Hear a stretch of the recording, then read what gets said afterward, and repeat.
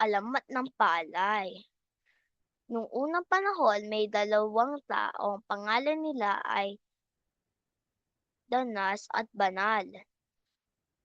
At kasi nasira ang bahay nila sa dagat, nagpunta sila sa ibang lugar. Tuloy hindi sila nagkakaanak dahil palipat-lipat sila. Sabi ni Banal kay Danas kung pwede ba silang makapunta sa isang lugar na hindi na nasisira ang bahay at ginawa nila. Nagpunta sila sa bundok. Konti lang pagkain doon. Nung nagsimula ang tagtuyot, walang pagkain na dumating. Walang isdang dumating at kung anong-anong hayop, walang hindi dumating naman. Paikot sila ng ikot ng ikot at kahit hindi pa nila nakakita ng pagkain, humiga naman siya. Bigla dumating ang mga halaman. Ang mga halaman na yon ginamit niya para magkapagluto ng pagkain at na kinuha muna nila lahat tapos linuto na nila. Bigla tumubo lahat ng sobrang dami. Bigla inalagaan nila, sinunod nila ang damo at saka tinuruan nila ang ibang tao.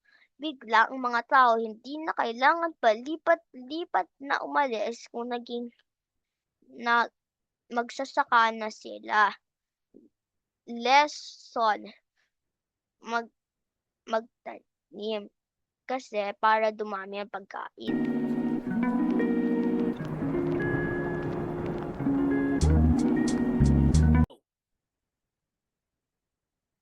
Ako'y Pinoy. Ako'y isang Pinoy sa puso't diwa.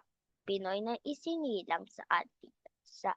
Hindi ako sanay sa wikang mga banyaga. Ako'y Pinoy na may sariling wika. Wikang pambansa ang gamit kong salita. Bayan, ang sinilangan hangad ko lagi ang kalay.